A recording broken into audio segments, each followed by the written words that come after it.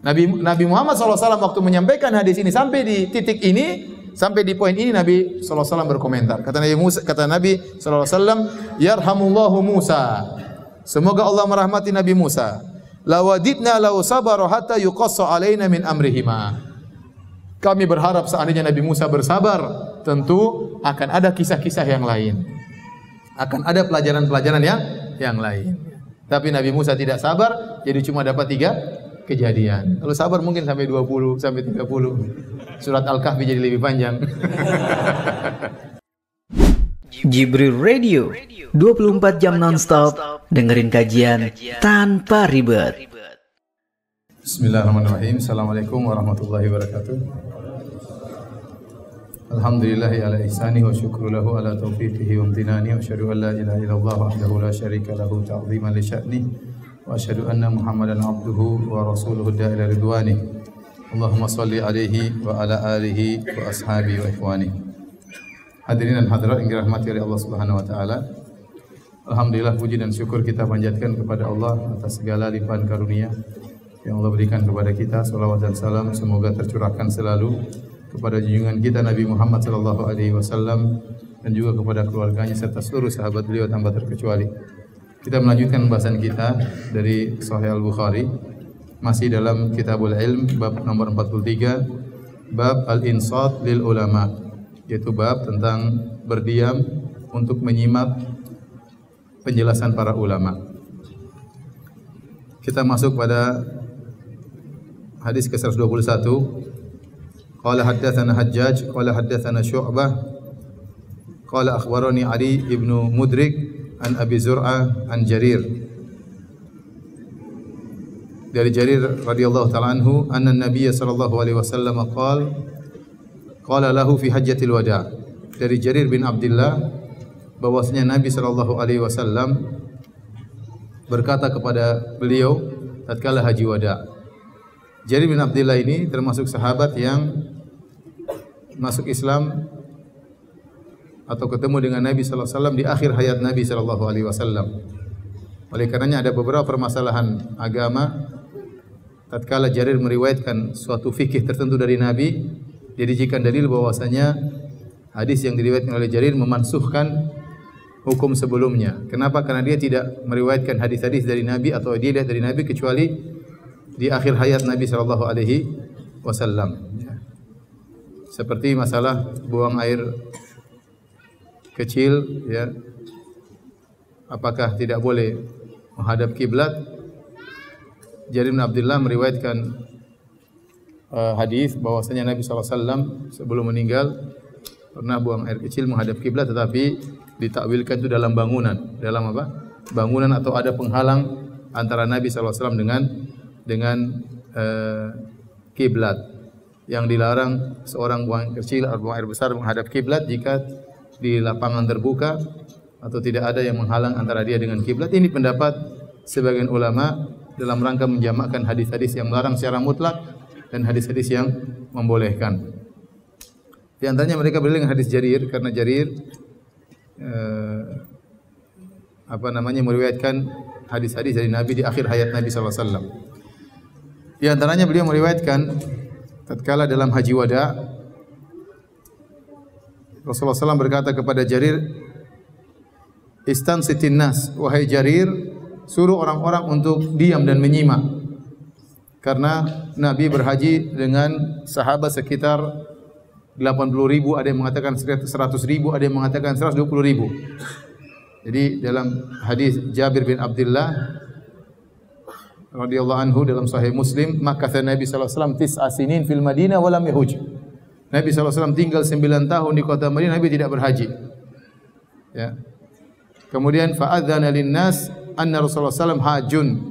Kemudian pada tahun ke-10 Hijriah, Rasulullah SAW menyampaikan kepada para sahabat bahwasanya beliau akan berhaji. Maka orang-orang pun berkumpul karena Nabi sudah kasih pengumuman. Berkumpul semua di kota Madinah, jumlahnya sekitar 80.000 atau 100.000 atau 120.000. Sehingga Nabi berhaji dengan banyak orang. Oleh karenanya Nabi SAW naik onta karena Nabi menjadi pusat perhatian. Karena Nabi berkata kepada sahabat, "Khudhu anni manasikakum", ambillah dariku tata cara manasik haji kalian. sehingga Nabi sengaja naik onta. Bahkan Nabi tawaf naik onta, bahkan sa'i naik onta. Dan Nabi menjadi pusat perhatian. Dan karena banyak orang, terkadang ada keributan, maka Nabi menyuruh Jarir bin Abdullah untuk mendiamkan para sahabat agar mereka diam karena Nabi ingin menyampaikan sesuatu. Tatkala mereka sudah diam, maka Nabi bersabda, "La tarji'u ba'di kuffaran yadribu ba'dukum riqaba ba'd." Janganlah kalian kembali kufur, sebagian kalian membunuh sebagian yang lain, sebagian kalian memenggal leher sebagian yang lain. Ini dalil bahwasanya membunuh muslim yang lain adalah kufrun, ya. Tetapi kufrun sini kufrun asghar, bukan kufrun akbar, bukan kufur akbar, tapi kufur apa? Asghar. Namun meskipun kufur asghar tatkala dinamakan dengan kufur, ini menunjukkan dosa besar, bahkan dosa sangat besar. Yang menjadi perhatian kita dalam hadis ini yaitu Nabi menyuruh Jarir bin Abdullah Al-Bajali radhiyallahu ta'ala anhu agar para sahabat disuruh diam untuk mendengarkan perkataan Nabi sallallahu alaihi wasallam. Dijadikan dalil oleh Imam Al-Bukhari, maka di antara sunnah kalau ada ulama berbicara, kita diam untuk mendengarkan pembicaraan ulama tersebut, ya. Sebagai bentuk penghormatan terhadap para ulama. Baik, kita lanjutkan hadis berikutnya. Hadis 122 dari bab ke-44. Bab ma yustahabbu lil alim idza su'ila ayyun nasi a'lam fayakilul ilma ila Allah. Bab tentang apa yang disukai atau disunahkan bagi seorang alim jika ditanya siapakah orang yang paling alim, maka hendaknya dia menyerahkan jawabannya kepada Allah. Cukup dia berkata Allahu a'lam. Allahu a'lam. Jadi kalau kita ditanya siapa orang paling alim, kita mengatakan Allahu a'lam. Tapi kalau kita ditanya siapa yang paling alim di kelas ini, ya kita bisa tahu oh si fulan yang paling alim. Siapa yang paling alim di kota ini, kita bisa jawab si fulan yang paling alim. Tapi kalau ditanya secara mutlak siapa yang paling alim, maka hendaknya kita serahkan kepada Allah. Siapa yang paling alim di atas muka bumi ini, kita tidak tahu, kita bilang Allahu a'lam, ya. Adapun kalau dalam sekelompok tertentu kita bisa tahu mana yang lebih alim. Contoh kawan saya dulu orang paling alim di kampungnya. Kenapa? Karena tetangganya semuanya kafir.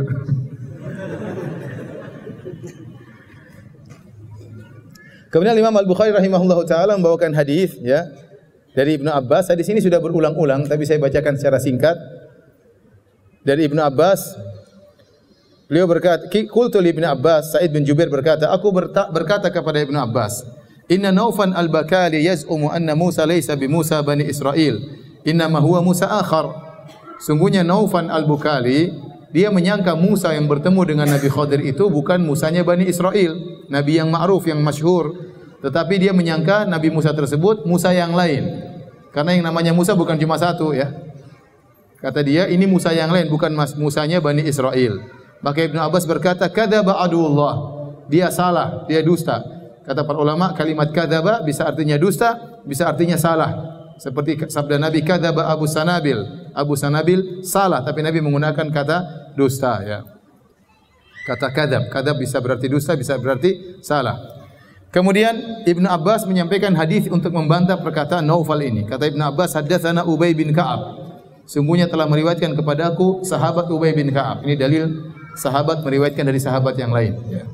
Sahabat meriwayatkan dari sahabat yang lain. Dari sini Ibnu Abbas meriwayatkan dari Ubay bin Ka'ab. Anin Nabi sallallahu alaihi wasallam, dari Nabi sallallahu alaihi wasallam beliau berkata, qama Musa nabiyyu khatiban fi Bani Israil. Suatu hari Nabi Musa alaihi salam berkhutbah di hadapan Bani Israil, berdiri berkhutbah di hadapan Bani Israil, di hadapan pengikutnya. Fasuila ayyun nasi a'lam. Tiba-tiba ada yang bertanya kepada Nabi Musa, siapa manusia yang paling alim? Faqala ana a'lam. Kata Nabi Musa, aku yang paling alim, ya, aku yang paling alim. Fa ataballahu alaihi id lam yaruddal ilma ilaihi. Maka Allah pun menegur Nabi Musa alaihi salam. Kenapa? Karena Nabi Musa tidak menyerahkan ilmunya kepada Allah. Seharusnya Nabi Musa menjawab Allahu a'lam. Tapi Nabi Musa mengatakan ana a'lam, aku yang paling berilmu.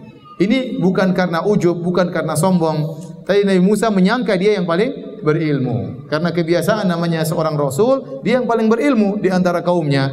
Tetapi ternyata ada kaum yang lain yang Nabi Musa tidak diutus kepada mereka, ternyata ada orang lain yang lebih alim daripada Nabi Musa, yaitu Nabi siapa? Khadir. Nabi Khadir. Fa'auha Allahu ilaihi anna abdan min ibadi bimajma'il bahrain huwa a'lamu minka.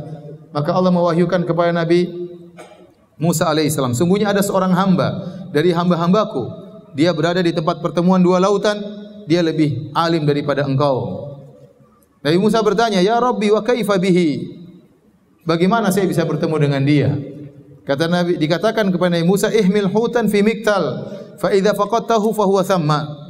Pergilah engkau, bawalah seekor ikan di keranjang. Kalau kau kehilangan ikanmu, maka kau akan bertemu dengan orang tersebut, itu Khadir. Fantalaqa wa antalaqa bi fatahu Yusha bin Nun. Maka dia pun berjalan ditemani oleh muridnya Yusha bin Nun. Yusha bin Nun ini setelah Nabi Musa alaihissalam meninggal, dia yang melanjutkan sebagai nabi. Dia menjadi nabi. Dia ini yang disebutkan dalam hadis tatkala berperang, tiba-tiba perang belum selesai dan matahari akan tenggelam. Maka dia berdoa kepada Allah agar menahan matahari, agar tidak tenggelam, agar dia terus berperang mengalahkan musuh. Wa hamala hutan fi miktal, dan keduanya membawa ikan di keranjang. Hatta kana inda sakhrati wada'a ru'usahuma wa nama. Tatkala mereka tiba di suatu batu, kemudian di tepi pantai, kemudian mereka pun meletakkan kepala mereka berdua untuk tidur, dan mereka akhirnya tidur. Fansallal hutu minal miktal, tiba-tiba ikan tersebut bergerak keluar dari keranjang. Padahal ikan itu sudah dimasak, sudah bekal untuk dimakan. Ternyata ikan itu hidup kembali. Kata Allah, fattakhadha sabilahu fil bahri saraba. Tiba-tiba dia keluar dari miktal kemudian masuk ke lautan. Wa kana li Musa wafatahu ajaban, dan ini perkara yang menakjubkan bagi Musa dan pembantunya tersebut. Fantalaqa baqiyata lailatihima wa yaumahima. Mereka terus berjalan ya di malam hari tersebut dan siang hari, dan mereka tidak letih. Falamma asbaha qala Musa li fatahu. Tatkala di pagi hari, Musa bertanya kepada pembantunya, atina qada'ana laqad laqina min safarina hadza nasaba. Mana makanan kita? Mana ikan kita? Kita sudah letih dari perjalanan kita. Mana makanan? Walam yajid Musa massan minan nasab hatta jawazal makan. Tadinya Nabi Musa tidak letih-letih. Jalan terus berhari-hari enggak lapar-lapar, enggak letih-letih. Begitu dia melewati tempatnya Nabi Khadir sudah kelewatan, Allah bikin dia lapar. Supaya dia kembali karena kelewatan. Karena kata Allah, kau akan mendapati Nabi Khadir kalau ikan hilang. Tapi ikan hilang mereka tidak sadar. Sebenarnya dilihat oleh Yusha bin Nun, tapi dia enggak enak mau kasih tahu Nabi Musa. Nabi Musa sedang tidur, dan akhirnya dia lupa untuk menyampaikan kepada Nabi Musa. Tatkala sudah melewati lokasi tersebut, Allah menjadikan Nabi Musa lapar. Ya.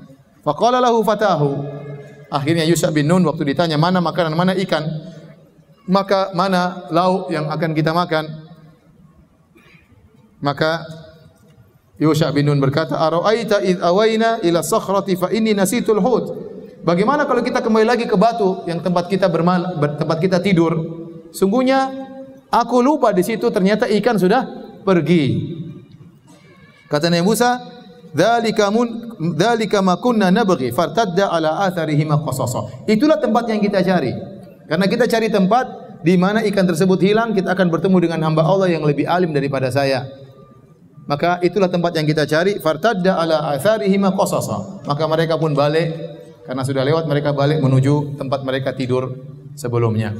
Falamman tahayna ila sakhrati idh rajulun musajjan bi thawbin aw qala tasajja bi thawbin. Tatkala mereka tiba di batu tersebut, tiba-tiba mereka mendapati seorang lelaki yang menutup tubuhnya dengan kain atau dengan bajunya. Fasallama Musa, Nabi Musa mengucapkan assalamu alaikum. Faqala al-Khadir, wa anna bi ardika salam. Khadir heran, kok bisa ada salam di bumimu ini? Faqala ana Musa. Kata Musa, saya Musa. Ya, sebagian ulama mengatakan karena di negeri itu tidak ada ucapan salam. Sepertinya Nabi Khadir tinggal di negeri orang kafir, atau memang tidak disyariatkan salam di situ, sehingga waktu ada orang mengucapkan salam, Nabi Khadir bingung. Dari mana ada ucapan salam di negeri ini? Maka Nabi Musa mengatakan, ana Musa, saya ini Musa. Faqala, Khadir bertanya, Musa Bani Israel? Musanya Bani Israel? Qala na'am. Kata Musa, iya. Kata Hafidz Ibnu Hajar, ini dalil bahwasanya para anbiya tidak tahu ilmu gaib. Khadir pun tidak tahu ini Nabi Musa.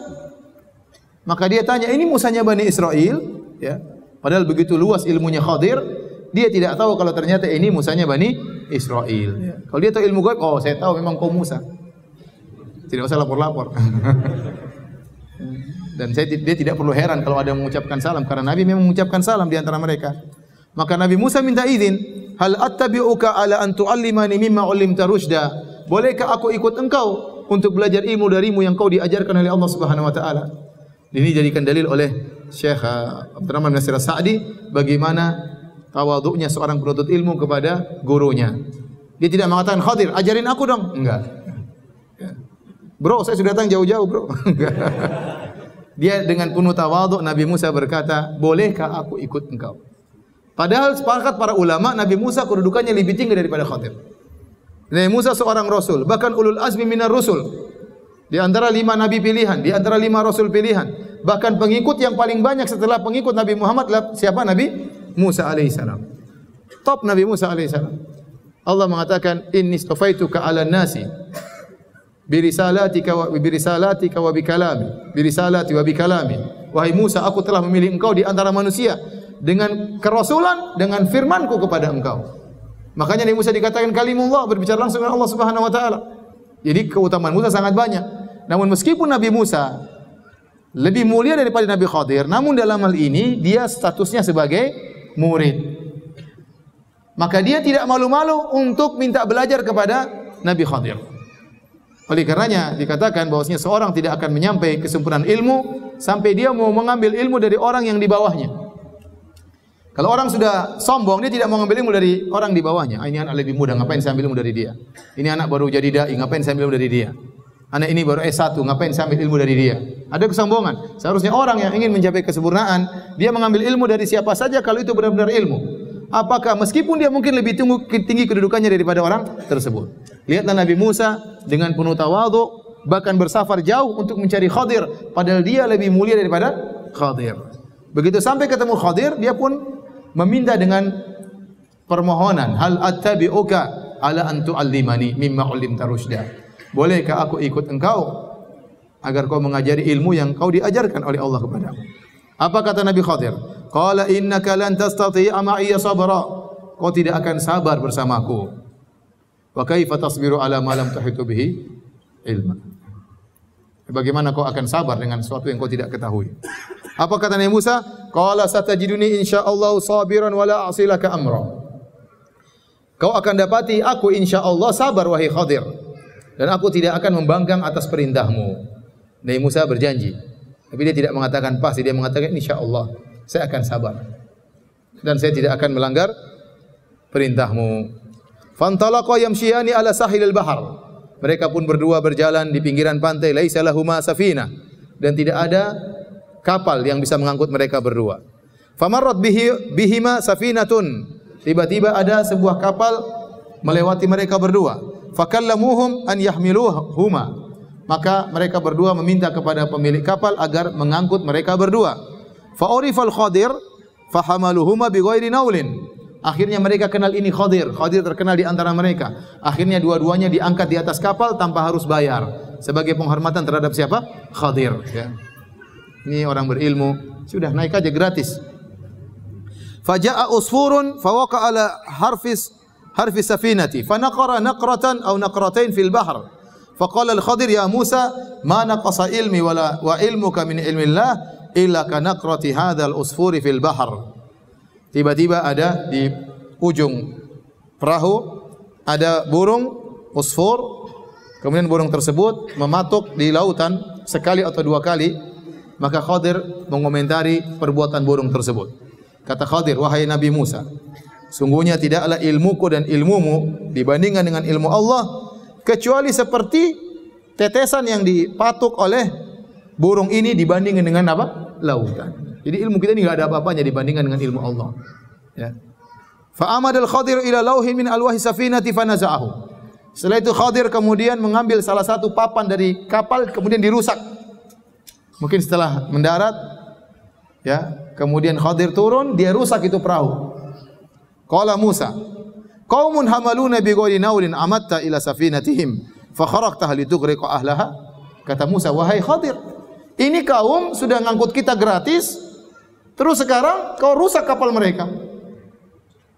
Air susu dibalas dengan air tuba. Nabi Musa tidak kuasa melihat kemungkaran. Padahal dia sudah berjanji akan diam, tidak komentar. Tapi akhirnya dia pun berkomentar. Dia tanya, kenapa kau rusak perahu?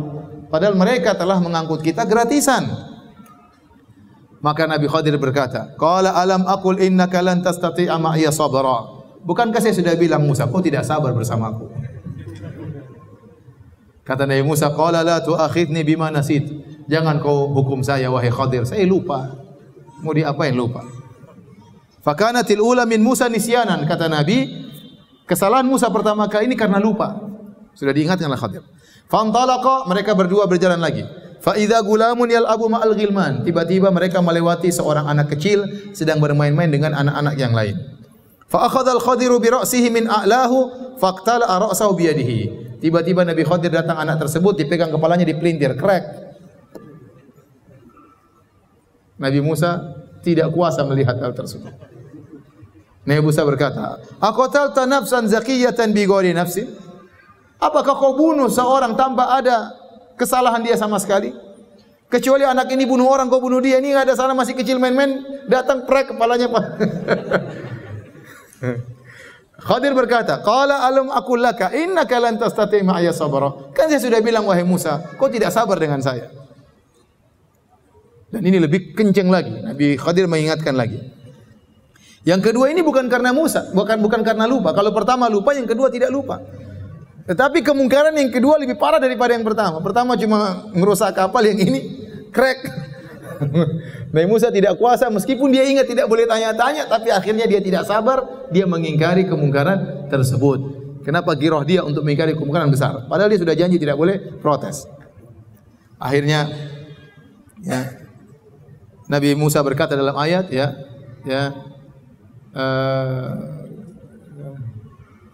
kata Nabi Musa, ya, engkau telah memberi uzur kepadaku. Kalau saya bertanya kepada engkau sekali lagi, ya, maka kita berpisah. Ya. Kemudian mereka berjalan lagi. Fantalaqu hatta idza ataya ahla qaryatin istata'ama ahla fa'abaw ayyudhaifuhuma. Mereka berjalan berdua sampailah mereka di suatu kampung. Mereka kelaparan. Nabi Musa, Nabi Khadir kelaparan. Namanya manusia lapar. Lantas mereka minta kepada penghuni penduduk kampung tersebut untuk menjamu mereka berdua. Mereka minta makan. Fa'abaw ayyudhaifuhuma. Ternyata penduduk kampung tersebut tidak mau memberi makan kepada mereka berdua. Bayangkan, ini Nabi tidak dikasih makan. Ya. Makanya kalau ada ustadz kemudian ceramah nggak dikasih makan, sabar.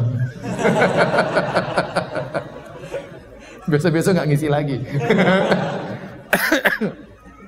Ini Nabi Musa, Nabi Khadir minta makan nggak dikasih, kurang ajar nih orang-orang ya. Tapi Nabi Musa jalan, Nabi Khadir nggak dikasih makan, ya sudah. Fa'abaw ayyudhaifuhuma. Mereka tidak mau beri makan kepada Nabi Musa, Nabi Khadir. Fawajada fiha jidaran yuridu an yanqadha fa'aqamah. Kemudian tatkala mereka keluar dari kampung tersebut, mereka mendapati ada jidar, yaitu dinding miring. Mau rusak ini, diluruskan oleh Nabi Khadir, diperbaiki. Qala lahu Musa, Musa protes lagi. Lau syi'ta latakhadhta alaihi ajra. Kenapa kok kita tidak minta upah? Aneh Nabi Khadir ini. Yang pertama diangkut gratisan, dirusak kapalnya. Sekarang tidak dikasih makan, dibantu. Pertama air susu dibalas dengan air tuba, sekarang air tuba dibalas dengan air susu. Membingungkan. Kenapa tidak minta upah? Kita minta makan sama mereka, kau perbaiki tembok ini. Maka Nabi Musa ternyata salah, dan ketiga kali dia protes sesuai dengan janji dia, berpisah. Maka kata Nabi Khadir, hadza firaqu baini wa bainik. Inilah saatnya kita berpisah karena engkau tidak sabar.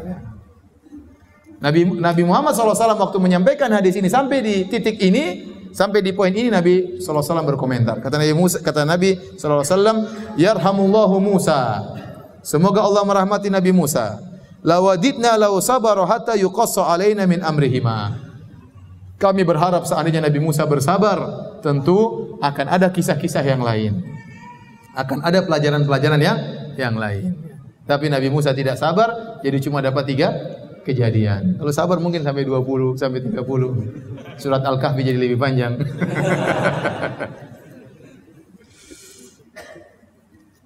Ini hadis yang dibawakan Imam Al-Bukhari dalam bab ini. Intinya sebagaimana kita ketahui, akhirnya Nabi Khadir menjelaskan, wahai Musa, kenapa saya merusak kapal? Amma safinatu fakanat limasakina ya'maluna fil bahri fa aradtu an aibaha wa kana wara'ahum malikun ya'khudhu kulla safinatin ghasba. Sungguhnya ada raja yang dia suka merampas kapal-kapal yang bagus.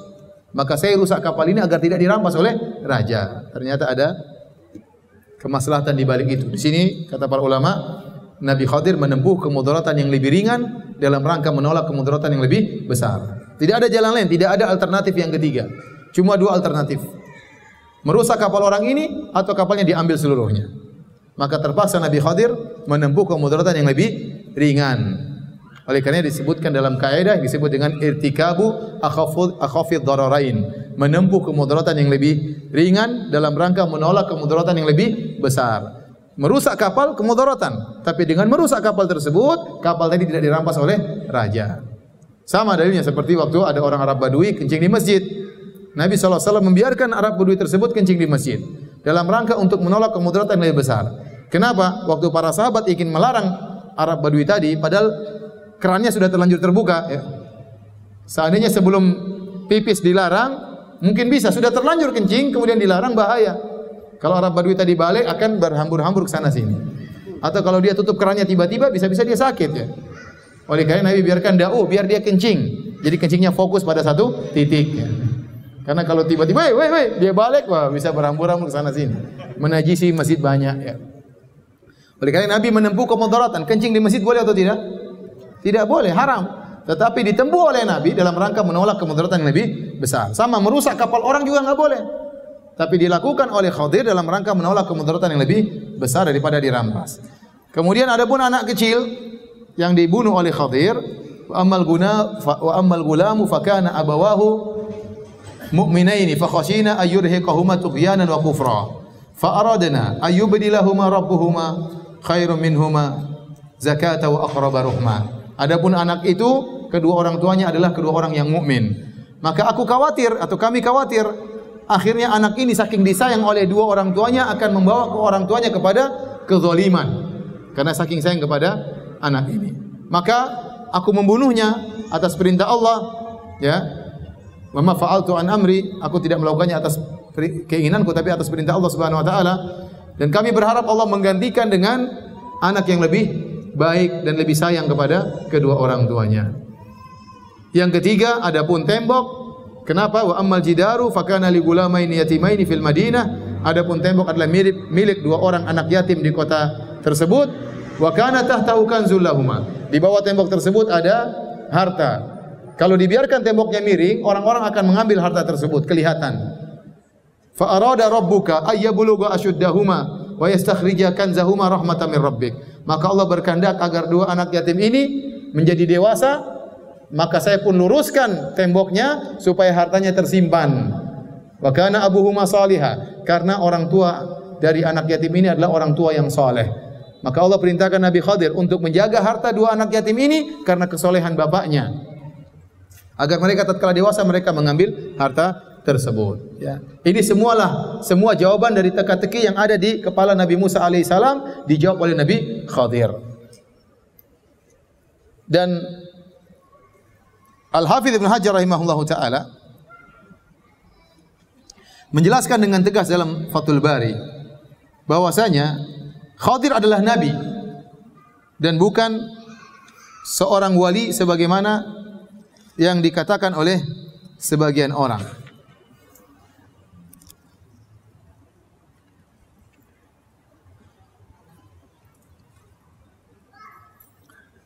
Khadir bukanlah wali, tapi dia seorang nabi. Dan ini penting, dan ini dijelaskan oleh Al-Hafidz Ibnu Hajar dalam Fathul Bari dan juga dijelaskan oleh Ibnu Katsir dalam tafsir, dalam bidayah dan juga dalam kitab Al-Bidayah wa Nihayah. Kenapa kalau kita menganggap Khadir adalah wali, maka timbul persangkaan sebagian orang bahwasanya wali lebih afdal daripada nabi. Ini bahaya. wali lebih afdal daripada nabi. Namun yang benar, Khadir adalah nabi dan dia berada pada kaum yang Nabi Musa tidak diutus kepada mereka. Nabi Musa diutus kepada siapa? Bani Israel. Adapun Khadir bukan dari Bani Israel. Makanya Nabi Musa tidak diutus kepadanya. Seorang nabi dan rasul adalah orang yang paling alim di kaumnya. Karena Khadir adalah dari kaum yang lain, dia punya ilmu lebih daripada Nabi Musa. Paham? Kita katakan Nabi Musa adalah orang yang paling alim, tapi paling alim di kaumnya. Tidak mungkin ada orang lebih alim daripada Nabi dari kaumnya. Karena Khadir dari kaum yang lain, dia lebih alim dari Nabi Musa dalam satu sisi, karena dia berasal dari kaum yang lain. Di antara dalil bahwasanya Khadir adalah seorang nabi, dia mengatakan, "Wa ma fa'altuhu an amri." Aku tidak melakukannya bukan karena urusanku, tapi karena diperintah oleh Allah Subhanahu wa taala. Dan dia berkata kepada Nabi Musa, "Innaka ala ilmin 'allamakahu Allah la 'alamuhu ana, wa ana ala ilmin 'allamani Allah la ta'lamuhu anta." Wahai Musa, kau punya ilmu yang Allah ajarkan kepadamu, aku tidak tahu. Dan saya punya ilmu yang Allah ajarkan kepadaku dan kau tidak tahu. Ini menunjukkan Nabi Khadir juga nabi. Di antara dalil yang paling tegas bahwasanya Khadir adalah nabi, dia berani membunuh anak tersebut. Dia datang langsung dia pelintiri kepalanya sehingga meninggal anak tersebut. Dan para ulama sepakat, tidak boleh ada seorang yang wali kemudian dia dapat ilham. Kayaknya Allah suruh bunuh anak ini, kayaknya. Kemudian dia bunuh. Enggak boleh. Enggak boleh meskipun dia punya firasat anak ini bakalan jadi anak nakal di kemudian hari. Kemudian datang dia pelintiri kepalanya, enggak boleh. Artinya tidak mungkin Khadir melakukan itu seberani itu membunuh anak kecuali atas wahyu dari Allah Subhanahu wa taala. Adapun wali, ilmunya setinggi apapun tidak boleh demikian. Tahu-tahu datang, oh anak masih kecil baru lahir, trek pelintiri. Ini besar nanti bahaya. Enggak boleh. Kecuali dia seorang nabi. Ini jadikan dalil bahwasanya Khadir adalah seorang nabi karena mustahil dia berani membunuh anak tersebut kecuali wahyu dari Allah Subhanahu wa taala.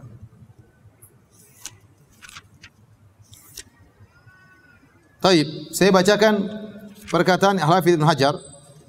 Dia mengatakan,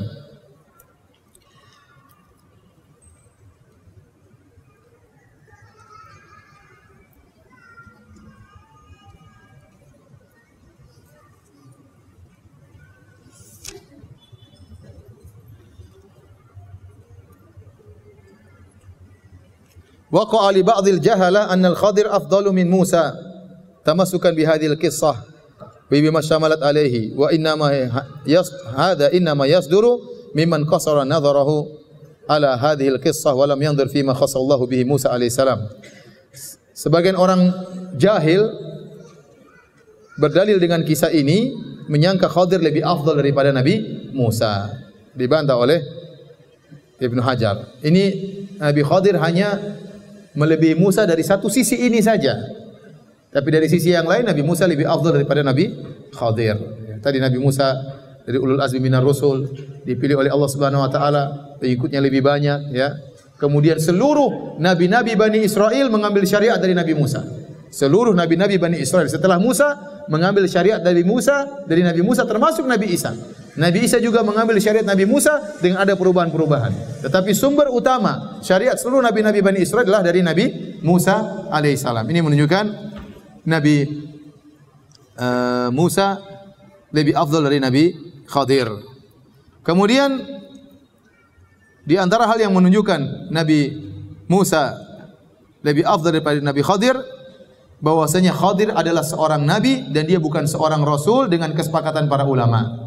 Adapun Nabi Musa adalah nabi dan rasul. Dan kita tahu rasul lebih tinggi daripada nabi. Jadi Nabi Musa meskipun dia belajar kepada Nabi Khadir dalam satu sisi, namun dalam sisi yang lain dia lebih afdal daripada Nabi Khadir.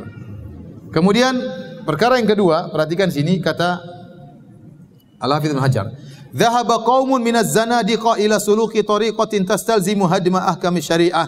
Faqalu innahu yustafadu min qissati Musa wal Khadir anna al-ahkam asy-syar'iyyah al-'ammah takhtassu bil 'ammah wal aghbiya wa amal awliya wal khawas fala hajata bihim ila tilkan nusus. Perhatikan kata Ibnu Hajar, sebagian orang-orang zindiq. Orang zindiq ini orang-orang yang keluar dari Islam. Orang zindiq. Mereka menempuh suatu jalan suatu tarekat yang melazimkan hukum-hukum syariat harus dihancurkan. Apa kata mereka? Kata mereka, kita ambil faedah dari kisahnya Musa dan Khadir, bahwasanya hukum-hukum syar'i itu hanya berlaku bagi orang-orang awam dan orang-orang bodoh. Adapun wali-wali Allah Subhanahu wa taala, orang-orang spesial, maka mereka tidak butuh dengan hukum-hukum syar'i tersebut. Artinya apa? Mereka telah mencapai hakikat sehingga tidak perlu menjalankan hukum-hukum syar'i. Apa dalil mereka? Dalil mereka Nabi Khadir menyelisih syariat Nabi Musa. Dalam syariat Nabi Musa tidak boleh merusak kapal. Mereka Nabi Khadir merusak kapal. Dalam syariat Nabi Musa tidak boleh membunuh anak yang tidak berdosa. Khadir membunuh anak tidak berdosa. Oleh karena kata mereka, kalau begitu Nabi Khadir adalah seorang wali dan dia menyelisih syariat Nabi Musa alaihissalam.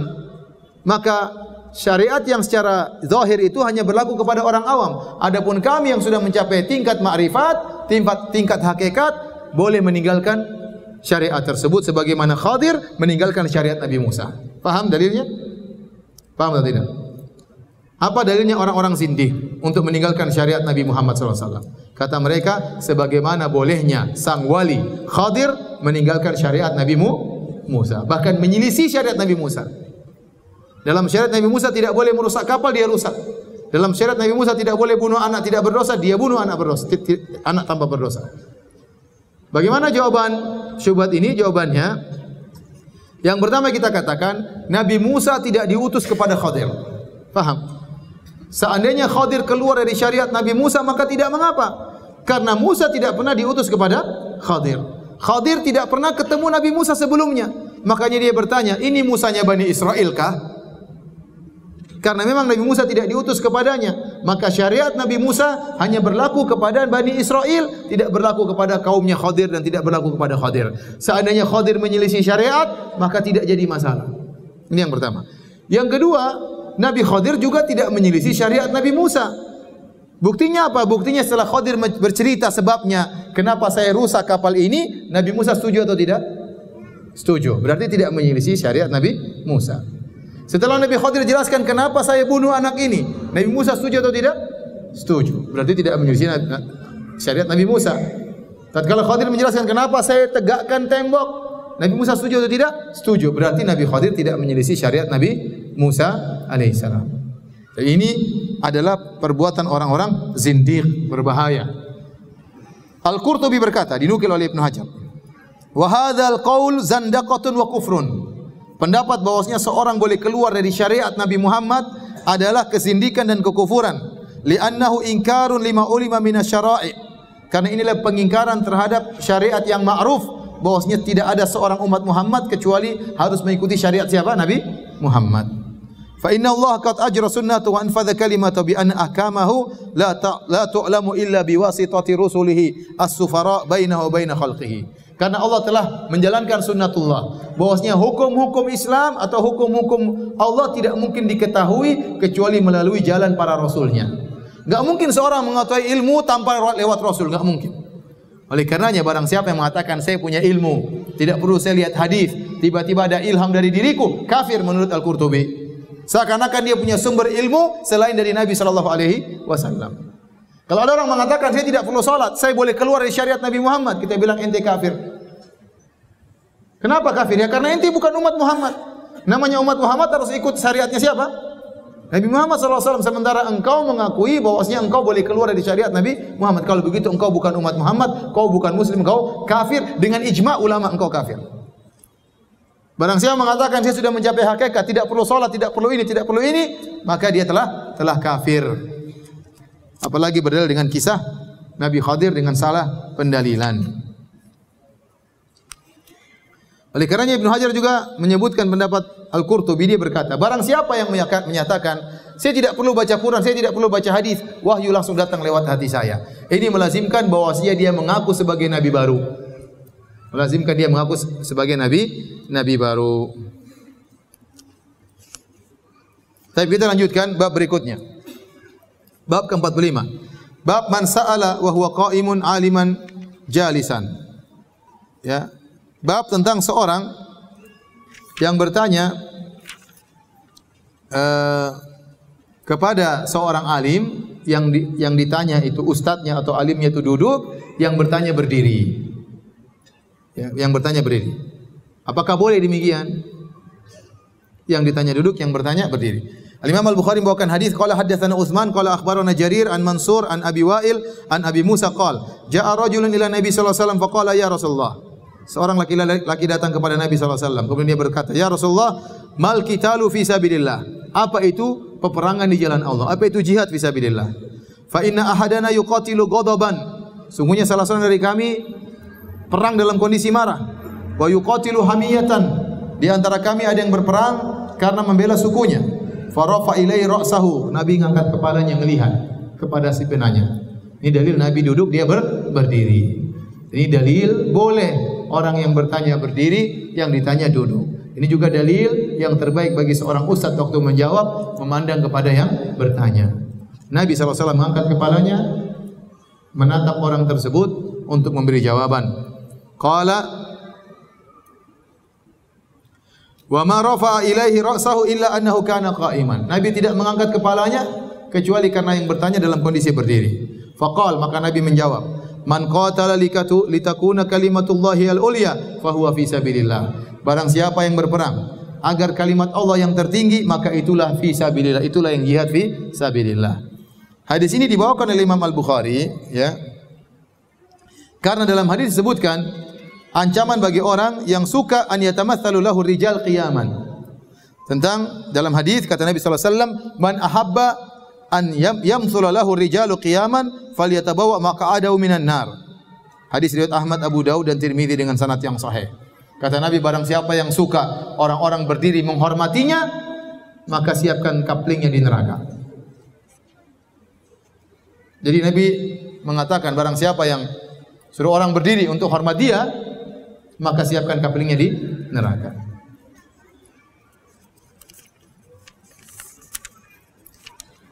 Ini tidak boleh. Oleh karenanya kalau di pondok-pondok atau di kelas-kelas diajarin berdiri untuk mengucapkan salam kepada guru, gurunya duduk, ini tidak boleh. Karena dalam rangka menghormati apa?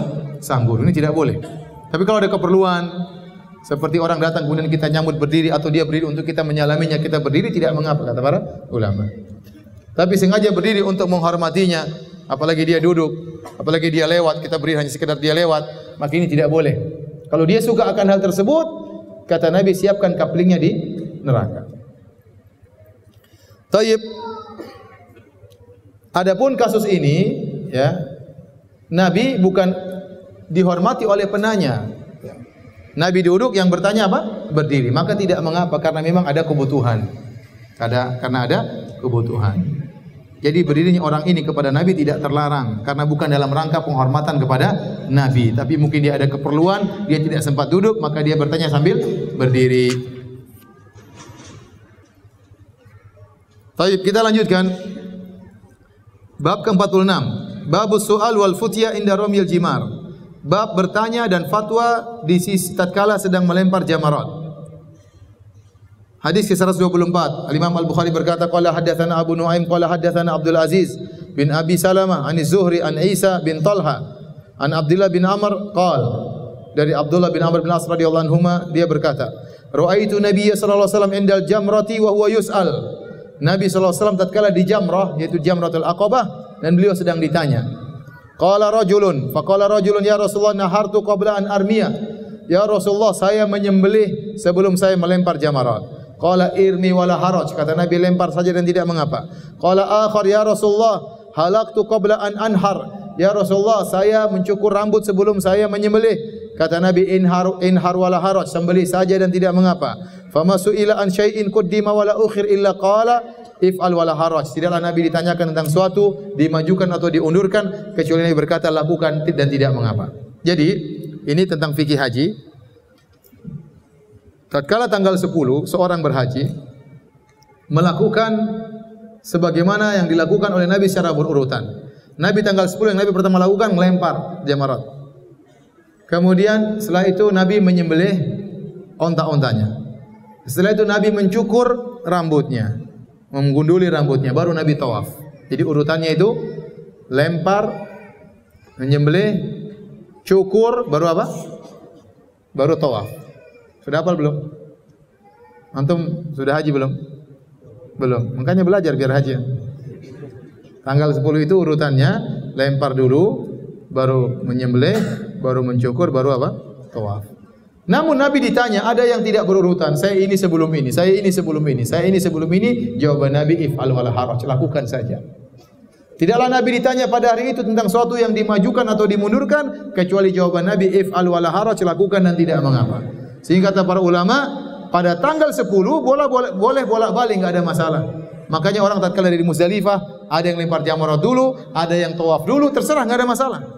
Bahkan dalam sebagian riwayat disahihkan oleh Syekh Albani, ada yang berkata, "Ya Rasulullah, sa'aitu qabla an atuf." Ya Rasulullah, saya sa'i dulu baru tawaf. Kata Nabi, lakukan, tidak mengapa. Ini pendapat dipilih oleh Syekh bin Baz. Bahwasanya tatkala tanggal 10 seorang boleh sa'i dulu baru tawaf. Mau tawaf ramai sekali, saya sa'i dulu, enggak ada masalah. Khusus tanggal berapa? Tanggal 10. Tapi kalau ente umrah, sa'i baru tawaf, ulang. Ulang sa'inya. Kalau ente umrah enggak boleh, harus tawaf dulu baru apa? Sa'i. Tapi khusus tanggal 10 boleh bolak-balik. Boleh bolak-balik. Yang jadi perhatian kita di sini, Nabi tatkala di jamarat, sedang melempar jamarat, dia ditanya. Seakan-akan Imam Al-Bukhari berkata, seorang alim kalau sedang beribadah, kalau memang ada pertanyaan yang genting, tidak mengapa dia terima pertanyaan tersebut. Jadi seorang alim sedang baca Quran, tiba-tiba ada orang penting bertanya, boleh dia jawab apa? Pertanyaan tersebut. Ya. Atau seorang alim mungkin sedang ibadah yang lain, ya, dia ditanya, kalau memang tidak mengganggu dia, maka dia boleh memberi jawaban kepada yang bertanya. Sudah azan kah? Baik, kita azan, kita salat baru kita lanjutkan. Allah Ta'ala alam bisawab.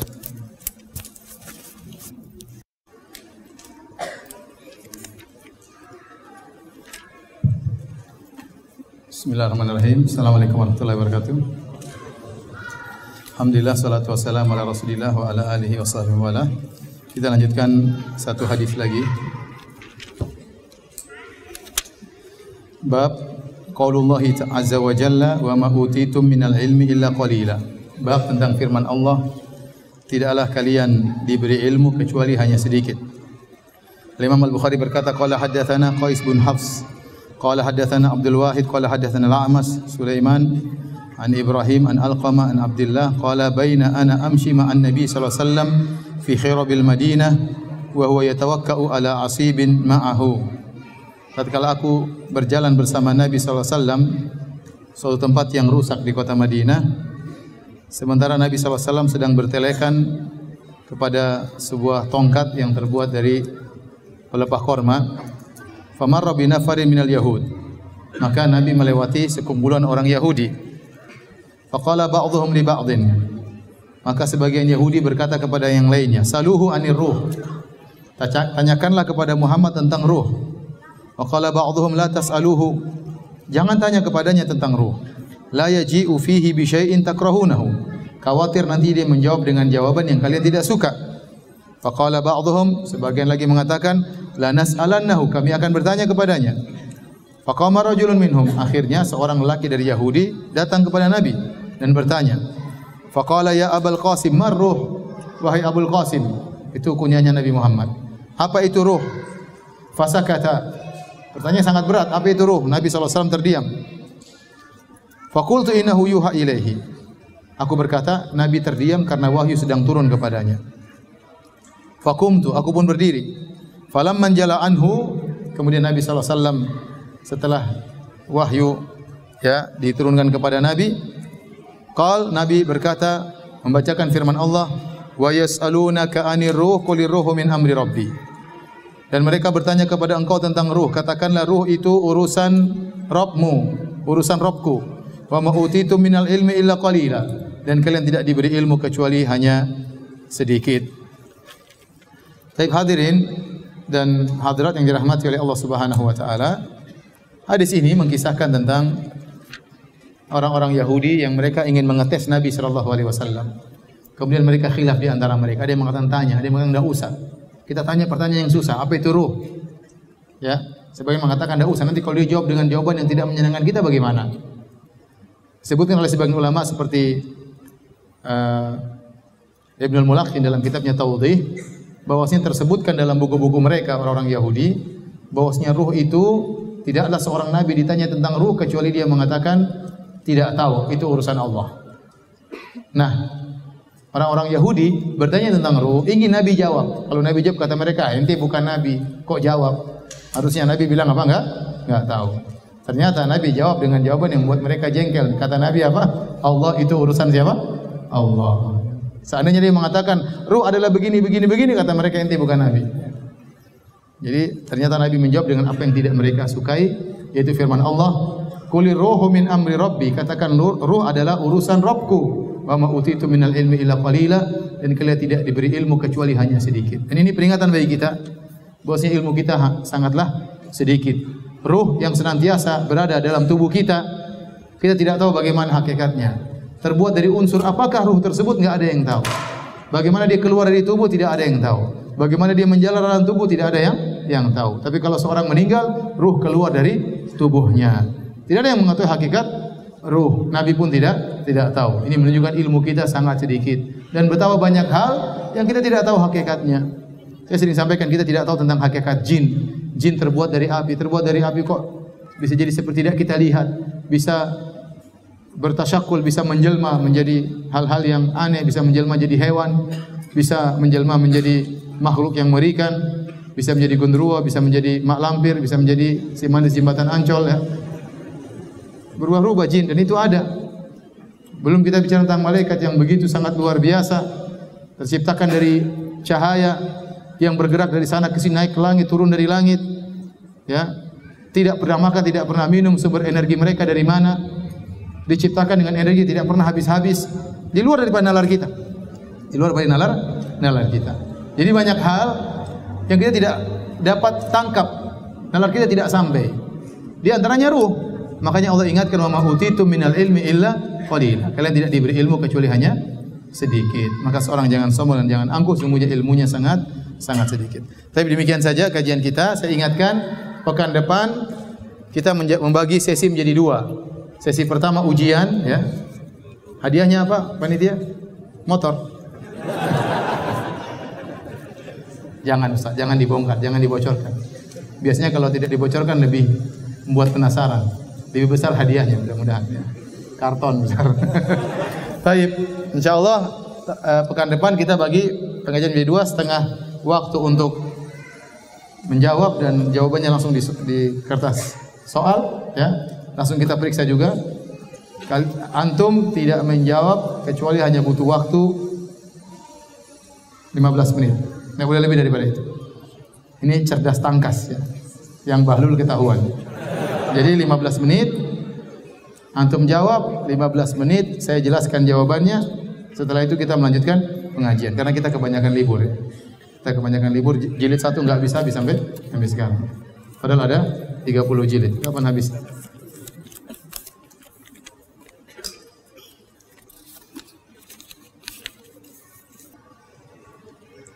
Ustaz, apakah boleh kita bernazar kalau kita melakukan sebuah dosa yang sulit ditinggalkan untuk meninggalkannya dengan bernazar?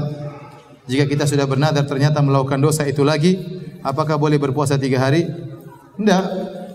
Kita tahu bahwasanya kafarah nazar sama dengan kafarah sumpah dalam surat Al-Maidah.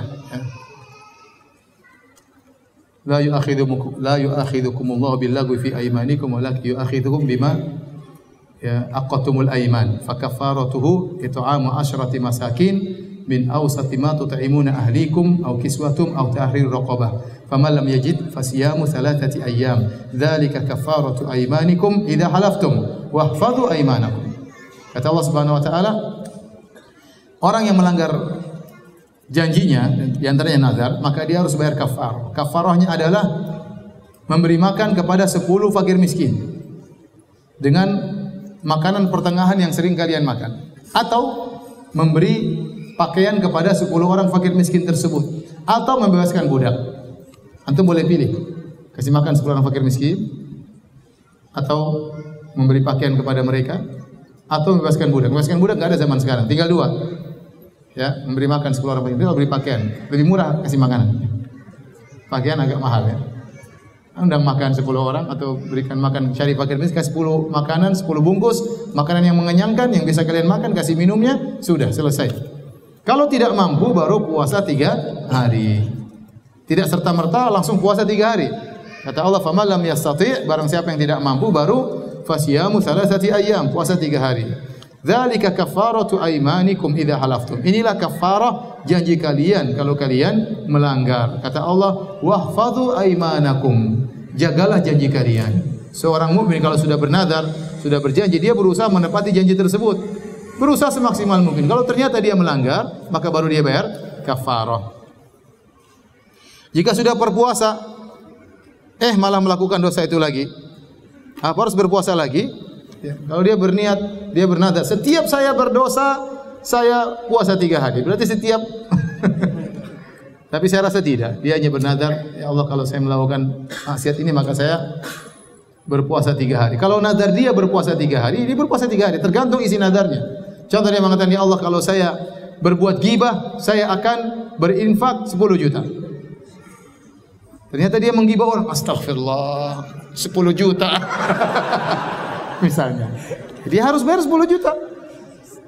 Ya, sudah selesai. Kalau dia bernazar lagi, bayar 10 juta. Kalau dia tidak bernazar, kecuali cuma sekali, ya sudah, berarti cuma itu saja. Sekali saja.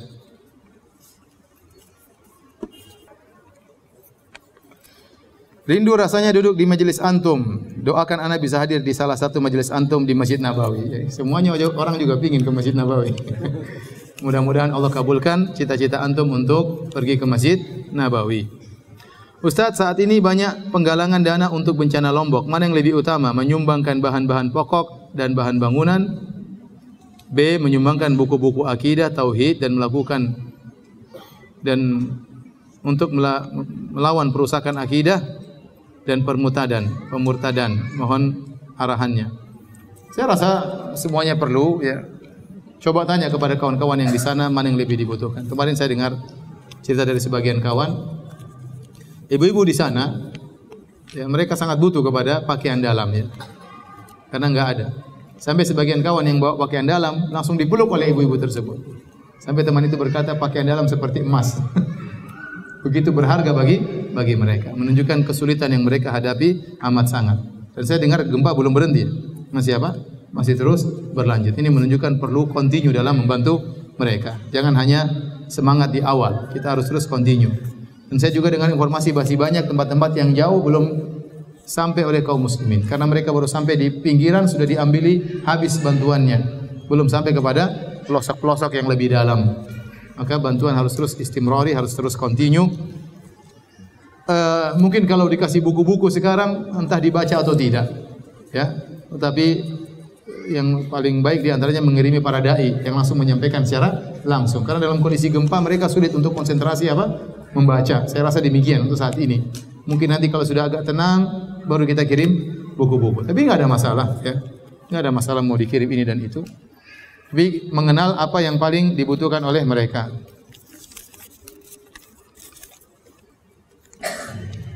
Ada yang mengatakan bahwa Nabi Khadir ya, sampai sekarang masih hidup. Apakah itu benar? Benar, ada yang mengatakan demikian, tapi itu tidak benar. Itu tidak benar. Dan ini telah dijelaskan oleh Al-Imam Al-Bukhari, ya, bahwasanya Nabi SAW telah pernah kita jelaskan, kalau tidak salah di sini juga, ya, Nabi menjelaskan bahwasanya tidak akan ala ra'si mi'at sanah, setelah 100 tahun tidak ada yang hidup orang di atas muka bumi ini. Nabi pernah mengucapkan hal tersebut setelah salat Isya. Nabi mengatakan setelah 100 tahun tidak ada orang lagi hidup setelah ini. Oleh karenanya para sahabat yang paling tertua adalah yang 100 tahun setelah Nabi mengucapkan hadis tersebut. Karena semua manusia akan meninggal setelah 100 tahun. Seandainya Khadir masih hidup di zaman Nabi, setelah 100 tahun dia akan meninggal setelah itu. Paham? Dan kemungkinan besar tidak. Kalau seandainya Nabi Khadir hidup di zaman Nabi, ngapain dia tidak ketemu Nabi SAW? Padahal Allah telah mengambil sumpah dari para anbiya, wala tansurunna. Kalian akan menolong Nabi Muhammad kalau kalian ya bertemu dengan Nabi Muhammad, harus tolong Nabi Muhammad. Nabi Khadir ternyata tidak pernah bertemu dengan Nabi Muhammad sallallahu alaihi wasallam. Seandainya dia hidup di zaman Nabi Muhammad, dia akan datang menemui Nabi Muhammad sallallahu alaihi wasallam. Dan Nabi tidak pernah bercerita bertemu dengan Nabi Khadir. Semua Nabi cerita tentang Nabi Khadir tentang masa lalu. Tentang masa lalu. Nabi tidak berkata dan dia ada sekarang. Tidak pernah ngomong begitu. Kemudian kalau Nabi Khadir masih hidup sekarang juga faedahnya. Harusnya dia keluar kemudian dia ajak kaum muslimin, dia ajar ilmu kepada kaum muslimin. Ngapain dia sembunyikan ilmu kalau dia hidup sampai zaman sekarang? Oh Ustaz, dia bertemu dengan guru saya. Ketemu dengan gurumu kenapa ditemui sama Khadir? Ada masalah apa? Ketemu dengan ini sih. Akhirnya banyak orang ngaku ini bacaan dari Nabi Khadir. Subhanallah. Sekarang guru ente ketemu dengan Nabi Khadir. Dia tahu enggak itu dia pastikan Nabi Khadir? Bukankah setan bisa mengaku Nabi Khadir? Bisa atau tidak? Bisa. Dari mana dia tahu ciri-ciri Nabi Khadir? Kalau Nabi Muhammad SAW kita tahu ciri-cirinya. Nabi berkata, "Man ra'ani fil manami faqad ra'ani fa inna syaitana la yatamatsalu bi." Barang siapa yang lihat aku dalam mimpi, sungguhnya dia telah melihat aku, karena syaitan tidak bisa meniru aku. Seorang belajar tentang sifat fisik Nabi SAW untuk mencocokkan ini Muhammad SAW atau bukan. Oleh karena di zaman para sahabat, kalau ada orang mimpi ketemu Nabi, kata sahabat tersebut, "Sifli ma ra'ait." Sifatkanlah orang yang kau lihat dalam mimpimu. Kalau disifatkan sesuai dengan Nabi, itulah Nabi sallallahu alaihi wasallam. Kalau bukan, berarti bukan Nabi sallallahu alaihi wasallam. Nah, sekarang orang mengaku ketemu dengan Nabi Khadir. Dari mana dia tahu itu Nabi Khadir? Apakah Nabi pernah menjelaskan Khadir cirinya begini sehingga bisa dia cocokkan? Tidak bisa. Maka tidak mungkin itu tidak bisa dipastikan itu Nabi Khadir, karena iblis setan juga bisa ngaku sebagai Nabi Khadir. Dan saya katakan tadi, apa fungsinya Nabi Khadir hidup sampai sekarang dan dia tidak memberi sumbangsi kepada Islam sama sekali? Apa fungsinya? Apa fungsinya Allah menghidupkan dia sampai zaman sekarang? Apa fungsinya? Dia tidak ketemu Nabi Muhammad SAW, sekarang tidak ada peran, tidak bertemu dengan Raja Salman misalnya, atau Presiden Pak Jokowi, hafizahullah ta'ala, atau ketemu dengan Presiden kaum muslimin yang lainnya untuk beri masukan. Ya. Apa fungsinya dia hidup zaman sekarang? Hanya untuk ketemu pemimpin tarekat ini, apa bedanya?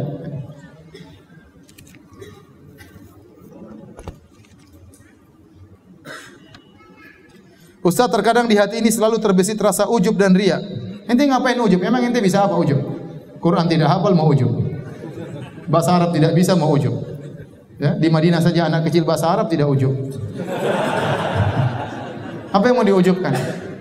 Ente bahlul aja mau ujub. Ngapain ujub? Ujub tuh kalau ente hebat, ente jago, hafal Quran, hafal hadis, ya, ibadahnya hebat. Ini Quran saja tidak hafal, hadis tidak hafal, bahasa Arab nggak bisa, mau ujub. Ujub tidak pada tempatnya. Lawan tuh ujub. Sering terbesit ujub di hatiku, tapi saya segera beristighfar. Mohon dari dosa-dosa tersebut. Apakah amalan saya masih akan hangus? Insya Allah tidak. Kalau anda segera beristighfar, insya Allah amalan anda selamat, amalan anda selamat.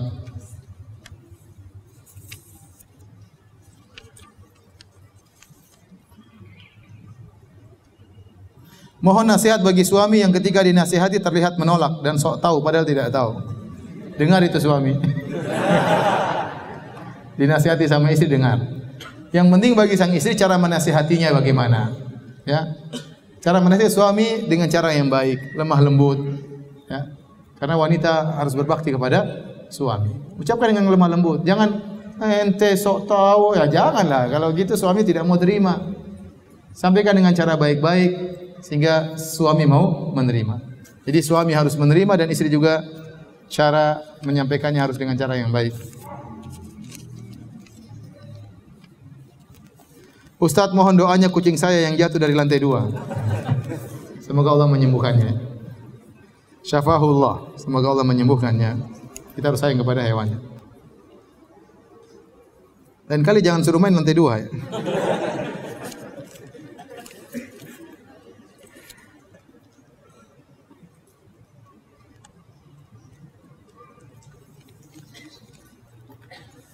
Apakah ada penjelasan ciri-ciri Nabi Khadir? Tidak ada. Dalam hadis tidak ada. Terus siapa yang menjelaskan? Tidak ada. Nabi tidak menjelaskan, tidak ada faedahnya. Karena pendapat yang kuat Nabi Khadir tidak hidup lagi. Tidak hidup lagi. Sudah meninggal.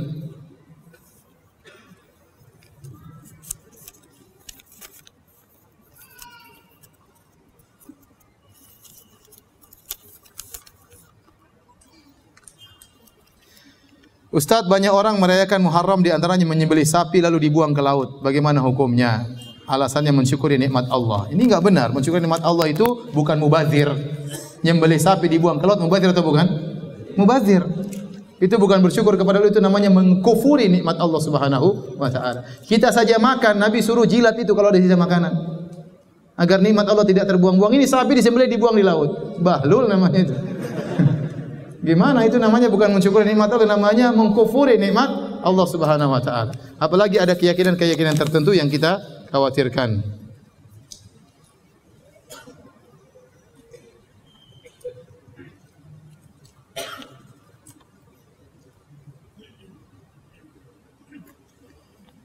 Ustaz, kalau saya boleh punya saran, buatlah kajian khusus ikhwan yang bahas secara mendalam, misalnya tentang hadis. Jangan dibahas fikihnya saja, tapi dibahas juga istatnya, rawinya, turukul hadis, ilat-ilat tersembunyi pada hadis yang dan membicarakan biografi sebagian rawi bila mana diperlukan. Sehingga kajiannya mempunyai kualitas yang lebih tinggi dan mungkin dihadiri oleh para ustaz dan penuntut ilmu. Sehingga ustaz tidak perlu lagi khawatir berbicara lebih dalam tentang ilmu tersebut, karena yang hadir juga para penuntut ilmu, atau bila ada orang awamnya pasti akan menyesuaikan diri. Tidak seperti di kajian umum yang ustaz khawatir jamaah tidak paham atau tidak sampai pembahasannya. Ya. Walaupun hanya sebulan sekali atau sebulan 2 kali, tapi bisa mengobati dahaga bagi mereka yang haus akan keilmuan. Dan majelis yang seperti dibatasi saat ini jarang ustaz. Yang setahu saya hanya ada beberapa ustaz senior yang menjalankannya. Semoga Allah memberkahi ilmu antum dan bisa antum pertimbangan. Jazakallahu atas masukannya. Saya punya majelis-majelis khusus ya. Tapi di antaranya mahasiswa-mahasiswa Libya ya, yang bisa ikut karena saya khususkan kepada mereka ya. Dan itu bukan masalah hadis, masalah apa? Akidah.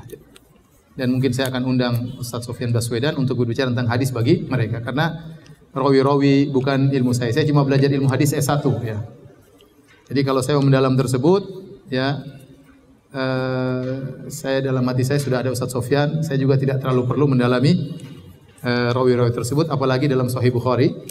Kecuali pembahasan kita misalnya dalam Sunan Abi Dawud, Sunan Nasai, Sunan Tirmidzi yang itu ada hadis dhaif, itu mungkin sangat perlu kita untuk membahas sanad-sanad ya. Qadarullah saya belum bisa menjalankan masukan dari akh ini ya, karena keterbatasan ilmu ya. Tapi coba cari ustaz yang lain yang bisa menyampaikan hal ini. Saya sekarang lebih mengutamakan orang-orang awam ya. Kalau saya sebutkan ilah-ilah hadis, antum pada bingung ya. Sekarang saja sudah bingung, apalagi disebut ilah-ilah hadis. Tapi majelis itu perlu. Majelis itu perlu, saya sudah bikin, tapi masalah akidah. Ini saya sampaikan kepada mahasiswa Libya dan sudah berjalan 2 kali, dan ini insyaallah dalam 2 pekan kajian yang ketiga dan seterusnya insyaallah. Demikian kajian kita. Jangan lupa persiapkan diri. Insyaallah pekan depan ada ujian. Hadiahnya ya motor tadi. Motor mainan mungkin. Nanti tanyakan kepada panitia. Subhanakallah bihamdik asyhadu an la ilaha illa anta astaghfiruka wa atubu ilaik. Assalamualaikum warahmatullahi wabarakatuh. Jibril Radio 24 jam nonstop dengerin kajian tanpa ribet.